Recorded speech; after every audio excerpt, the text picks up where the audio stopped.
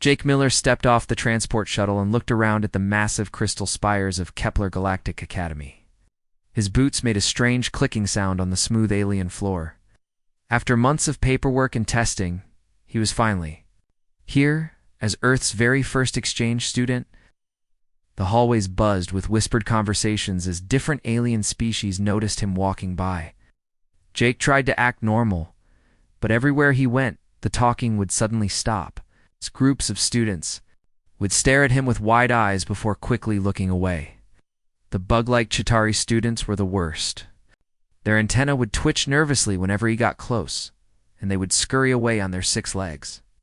The Chitauri looked like giant praying mantises, but they moved with jerky, frightened motions around him. The Lumari were different, but equally strange. These floating, jellyfish-like beings would dim their natural glow whenever Jake approached. Their translator devices would whisper things like Deathworlder and Predator Planet in hushed tones. Even the plant-based Verdani, who normally swayed gently like trees in a breeze, would go completely still when he passed.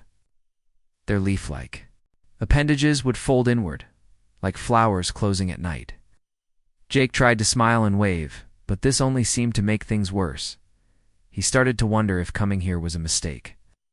Back on Earth, the selection committee had told him he would be a cultural ambassador. They never mentioned he would be treated like some kind of monster.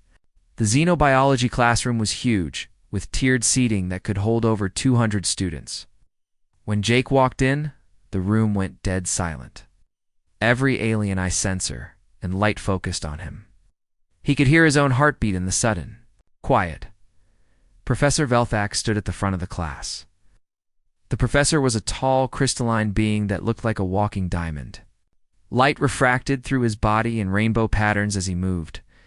When he spoke, his voice had a musical quality that reminded Jake of wind chimes. Today we welcome our first Deathworlder student, Professor Velthak announced. Comes from Earth. A Class 12 Death World with gravity 1.3 times standard, and an atmosphere that would kill most of us in minutes. More whispers filled the room. Around, he raised his hand slightly. Actually, Professor, our air is pretty normal to us, and the gravity feels fine, Jake said, trying to sound friendly. This caused even more excited chatter. A Chitauri student near the back clicked rapidly in what Jake assumed was their version of nervous laughter. Yes, quite normal for a species that evolved alongside creatures like the Earth Bear and Earth Wolf, Professor Velthak continued. Today's lesson will focus on primitive, predatory behaviors. We will observe how different species react to apex predators. The professor gestured to a large cage being wheeled into the center of the room. Inside was something that made every alien in the classroom lean back in their seats. The creature was about the size of a large dog, but covered in midnight black scales. Its eyes glowed red, and rows of sharp teeth were visible when it snarled. Behold the Shadow Beast, Professor Velthak announced. This creature has terrorized shipping lanes across 3 star systems. Notice the territorial displays, the threat posturing, the predatory stance. The alien students took notes frantically, staying as far away as possible. Some of the smaller Chitauri had actually moved to the back rows. The Lumari dimmed their lights to almost nothing, trying to become invisible. Jake looked at the creature with interest. It did look pretty scary, but something about its movements seemed familiar. The way it paced, the way it held its head, even the way it watched the room reminded him of something. Student Miller, Professor Velthak called out, please share your observations about this apex predator. As a Deathworlder, you may have unique insights into fear responses. All eyes turned to Jake again. The aliens seemed to expect him to show terror, maybe even run from the room. Instead, Jake stood up and walked closer to the cage. The classroom gasped. The Shadow Beast stopped pacing and stared directly at Jake. For a moment, the two just looked at each other. Then something unexpected happened. The creature's aggressive posture relaxed slightly, its head tilted to one side, almost like it was curious rather than angry. Interesting, Jake said quietly, studying the beast's body language. It's scared.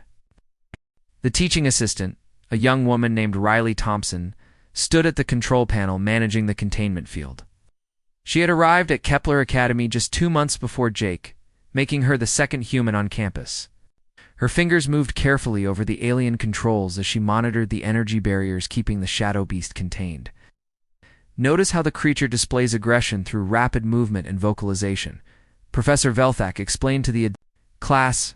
The shadow beast threw itself against the energy walls of its cage, producing bright flashes of blue light each time it made contact. The alien students frantically scribbled notes on their data tablets. A Chitauri student raised one of its sharp limbs. Professor, the territorial displays seem more intense than our textbooks described. Is this normal behavior? Excellent observation, the crystalline professor replied. The creature is indeed showing heightened stress responses. This is typical when apex predators encounter unfamiliar environments or potential threats. Riley adjusted the containment field strength as the beast became more agitated, energy levels holding steady. She reported, "The creature seems particularly focused on the classroom entrance. Maybe it's looking for an escape route." The shadow beast continued its frenzied pacing, its red eyes scanning the room. Every few seconds it would release a bone-chilling howl. That made the Lumari students flicker with fear. The plant-based Verdani had pulled their leaf-like appendages close to their bodies, resembling closed flowers. Now observe the fear responses of different species, Professor Velthek continued his lecture. Notice how each race has developed unique survival mechanisms. The Chitauri freeze and minimize movement.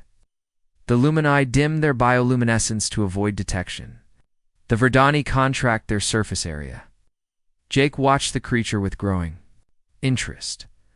While his classmates cowered in the upper seats, he found himself leaning forward to get a better look. Something about the beast's behavior didn't match what the professor was describing.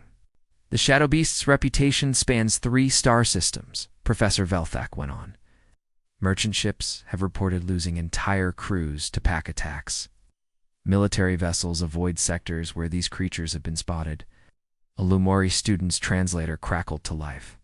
Professor, how do civilized species defend against such primitive aggression? Typically through superior technology and maintaining safe distances, came the reply. Direct confrontation with apex predators is considered suicide by all intelligent species. Jake raised his hand. Actually, Professor, can I get a closer look? There's something I want to check. The entire classroom went silent. Even the shadow beast stopped its thrashing and stared at Jake. The alien students looked at each other with expressions that clearly said the human had lost his mind. Student Miller, I must advise against, Professor Velthak began. It's okay, Jake interrupted, already standing up. Riley, the containment field is solid, right? Riley checked her controls nervously. Yeah, completely secure. But Jake, maybe you should. I'll be fine, Jake said, walking down the steps toward the center of the classroom. With each step Jake took, the alien students moved further away. By the time he reached the cage, the entire class had pressed themselves against the back walls. Some Chitauri had actually climbed onto the ceiling using their specialized limbs. The shadow beast watched Jake approach, its red eyes tracking his movement. But something strange was happening. Instead of becoming more aggressive, the creature's snarling grew quieter. Its rapid pacing slowed to a cautious walk.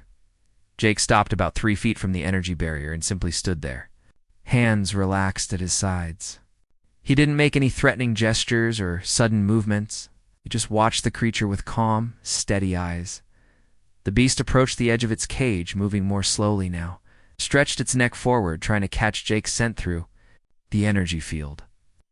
The aggressive posture was melting away, replaced by something that looked almost like curiosity. This is impossible, a Chitauri student whispered loudly enough for everyone to hear. The apex predator should be in full attack mode, but the shadow beast wasn't attacking.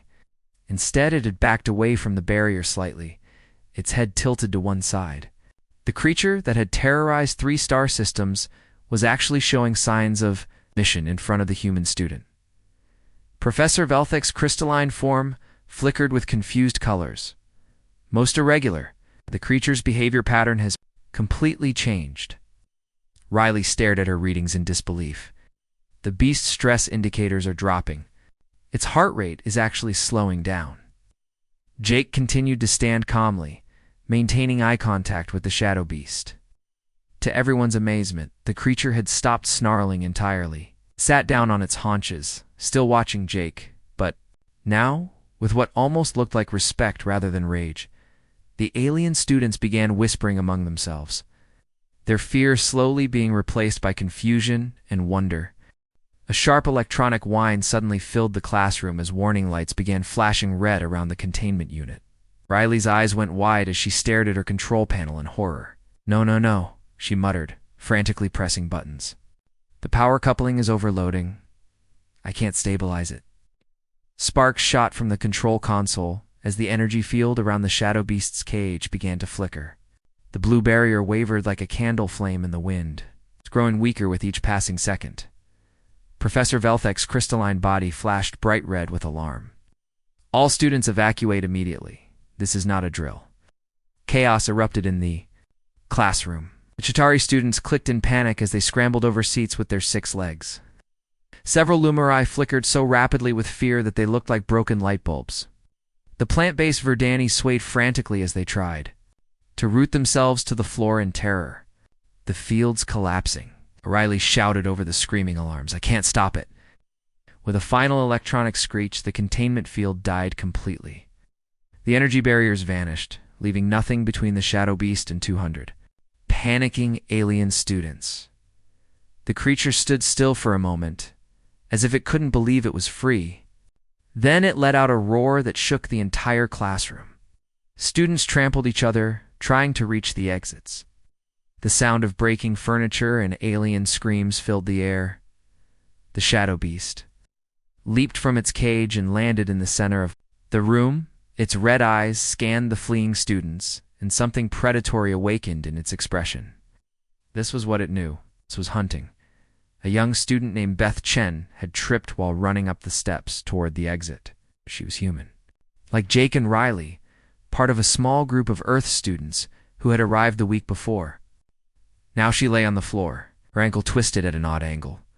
The shadow beast's head snapped toward the sound of her cry of pain. In an instant, the creature was bounding up the steps, its claws clicking against the metal stairs. Beth tried to crawl away, but her injured ankle wouldn't support her weight. "Help me," she screamed as the beast closed the distance between them. Jake didn't think, he just moved. While everyone else ran away from the creature, he ran straight toward it. His feet pounded against the classroom floor as he raced to intercept the shadow beast before it could reach Beth. "Hey," Jake shouted, putting himself directly in the creature's path. The shadow beast skidded to a halt, confused by this strange behavior. Every instinct told it that prey animals should run away, not toward danger. But here was this human, standing. Between the beast and its target, Jake planted his feet firmly and looked directly into the creature's glowing red eyes. Round them, the classroom continued to empty as the last few students fled through the exits. Even Professor Veltek had backed away to a safe distance near the emergency controls. "That's enough," Jake said in a calm but firm voice. "You don't want to hurt her." The shadow beast's ears twitched at the sound of Jake's voice. It had been ready to pounce, every muscle tensed for the attack. But something in the human's tone made it pause. Jake didn't break eye contact. He didn't show fear or aggression. He just stood there like an immovable wall, his voice steady and confident. "I know you're scared," Jake continued, taking a small step forward. "This isn't your home. These aren't your people. You don't belong in a cage, but you don't need to hurt anyone either." The creature's head tilted to one side, just like it had done earlier in the cage. Its aggressive stance began to soften. The raised hackles along its neck slowly flattened. Jake took another careful step closer. "Easy, boy. Nobody's going to hurt you." Something incredible happened then. The shadow beast that had terrorized 3 star systems, the apex predator that made entire military fleets change course, began to lower its head in submission. Its ears flattened against its skull, and it took a step backward. Jake slowly extended. His hand, palm up, the same way he would approach a nervous dog back on Earth. "It's okay. I'm not going to hurt you." The beast sniffed the air, catching Jake's scent. Then, to everyone's amazement, It let out a soft whimpering sound and pressed its massive head against Jake's outstretched palm. Riley, who had been watching from behind her damaged console, whispered in amazement, It's acting like a puppy." The terrible roar from moments before was replaced by gentle rumbling sounds as the shadow beast nuzzled against Jake's hand. Its tail, which had been lashing angrily, now wagged slightly like a dog greeting its favorite human. "Professor?" Velthek's crystalline form flickered with colors that had no translation. The monster that had required military intervention to capture was now acting like a tame pet. The heavy footsteps of security guards echoed through the hallway as they rushed toward the classroom. Jake could hear their equipment clanking and the rapid clicking of multiple species communicating in panic over their devices. "Stay calm," Jake whispered to the shadow beast, gently scratching behind what looked like ears. "These guys are just doing their job." The creature made a soft rumbling sound, almost like a cat purring. It pressed closer to Jake, as if seeking comfort from the only being in the room that wasn't afraid of it. When the security team burst through the doors, they came prepared for war. 6 heavily armed guards from different species carried energy, weapons, and restraint devices. They stopped dead in their tracks when they saw Jake casually petting the monster that had sent their entire academy into emergency lockdown, Commander Vex. A tall reptilian being with authority markings on his uniform spoke first. Human Jake. "Miller, step away from the creature immediately. We have tranquilizer protocols ready." "Actually, Commander, I don't think that's necessary," Jake said calmly. The shadow beast looked up at the security team and made a low warning growl, but it didn't move from Jake's side. "It's not dangerous anymore. He was just scared and confused." "Scared?" Commander Vex's translator struggled with the concept. "Creature shows no fear indicators. Our sensors detect only predatory aggression patterns." Jake smiled and continued stroking the beast's scaled head. "Your sensors are reading him wrong. Watch his body language. See how his ears are relaxed now? His tail isn't stiff anymore. He's not showing his teeth." Riley had been watching the whole interaction from her damaged console. She stepped forward cautiously, her tablet displaying readings from the creature. "Jake's right, Commander. All the stress hormones have dropped to normal levels. The beast's heart rate is actually slower than when it was caged." "Come on, buddy," Jake said to the shadow beast, standing up slowly. "Let's get you back to your room. You'll be more comfortable there." To everyone's amazement, the creature followed Jake willingly. No restraints, no weapons, no force needed. It walked beside him like a well-trained dog, occasionally looking up at Jake's face, as if checking for approval. As they approached the damaged cage, Jake noticed the twisted metal and broken containment systems. "Riley, can you set up a temporary barrier? Something gentler than the prison setup they had before." "Already working on it?" Riley called back, her fingers flying over a portable control unit. "This should be more like a comfortable room than a cell." The shadow beast stepped into the enclosure without resistance. Before Jake could activate the barrier, the creature turned around and made that soft, rumbling sound again. Jake reached through the opening and gave it one final pat. "We'll figure something better out for you, okay? No more cages." As soon as the containment field activated, every alien in the room began talking at once. Professor Velthek's crystalline form was shifting through colors Jake had never seen before. The security team lowered their weapons but kept staring at Jake like he had grown a second head. "How?" Commander Vex demanded. "Explain what just occurred."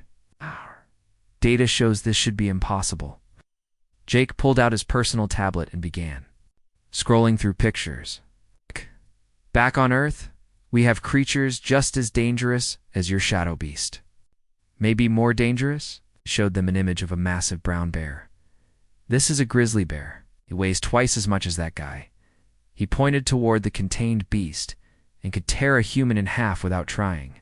The alien students who had started filtering back into the classroom gasped at the image. Jake swiped to another picture. "This is a gray wolf. They hunt in packs and took down creatures 10 times their size. For thousands of years, they were one of humans' biggest threats." Professor Veltak moved closer to examine the images. "These creatures coexist with humans on your homeworld." "More than coexist," Jake said, swiping to a new photo. The image showed him sitting in his backyard with a golden retriever, the dog's tongue was hanging out happily as it leaned against Jake's shoulder. "This is Buddy, my dog back home. He's descended from those same wolves that used to hunt my ancestors." The room went completely silent. Even the security guards lowered their weapons further to get a better look at the tablet. Riley joined the explanation. Humans didn't just survive alongside predators. Learned to understand them. Figured out how to communicate with them. How to read their body language. How to show them we weren't threats. Over thousands of years, Jake continued, we turned our biggest enemies into our best friends.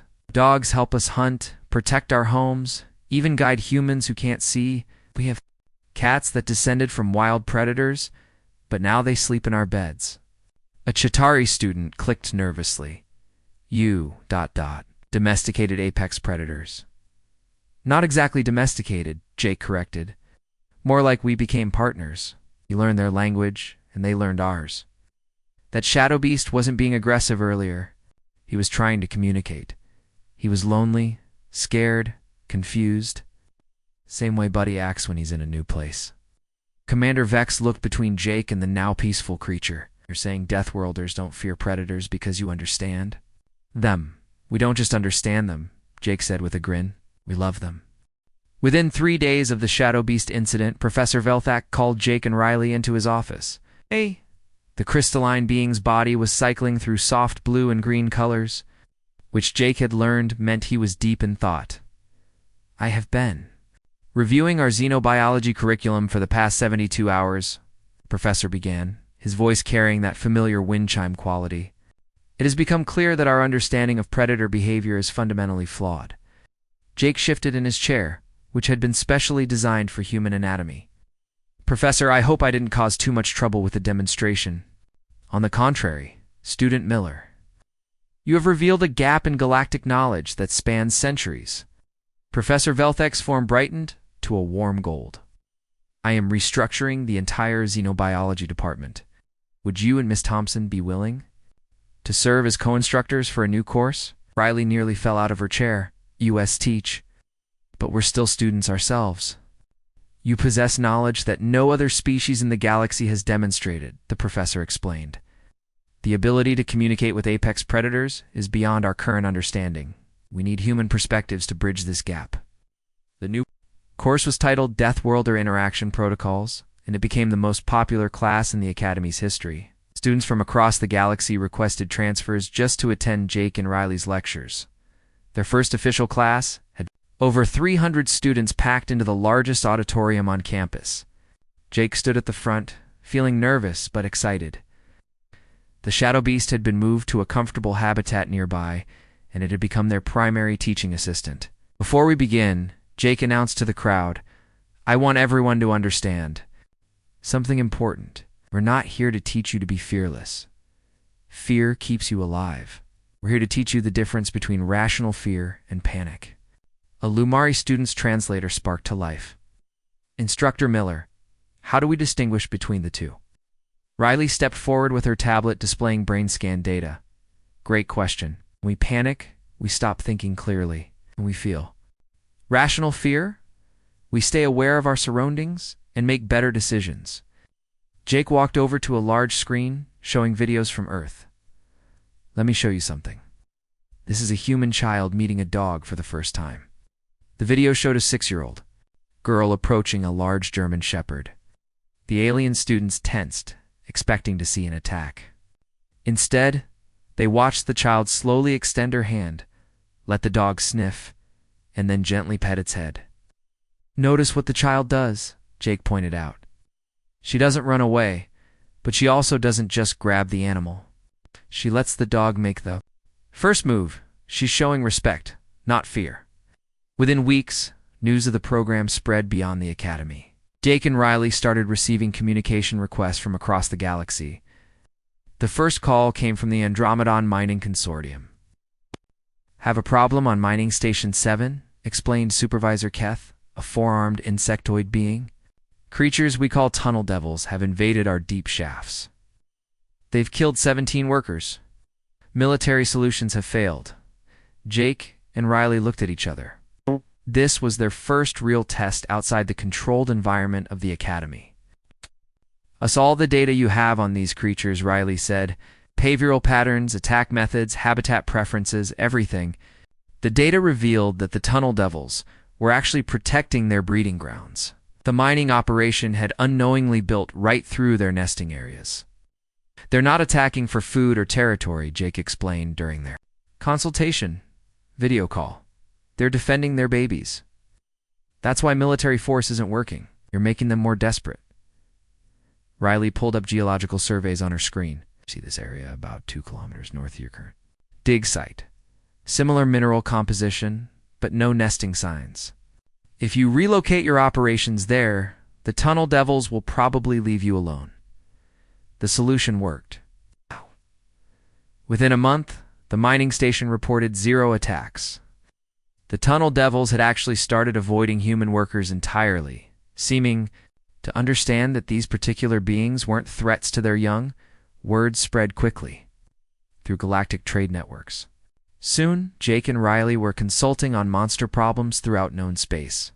Space stations dealing with void hunters, agricultural worlds facing crop devourers, even military bases struggling with indigenous predators on newly colonized planets. Each case followed a similar pattern. What other species saw as mindless aggression, humans recognized as communication attempts or defensive behavior. The Academy's reputation transformed almost overnight. Kepler Galactic Academy became known as the first institution to successfully bridge the gap between prey species and predator psychology. Students who had once whispered about dangerous Deathworlders now competed for spots in human-taught courses. Jake's final report for his first semester became required reading throughout the galactic education system. The conclusion read, "For thousands of years, galaxy-wide policy has been based on the assumption that predators and prey can never coexist peacefully. This assumption has led to unnecessary conflicts and lost opportunities for understanding. Humans offer proof that different approaches are possible." He paused in his writing, thinking about Buddy back home and the shadow beast sleeping peacefully in its new habitat. "Sometimes the scariest thing isn't being the predator," he continued typing. "It's realizing that someone else speaks their language.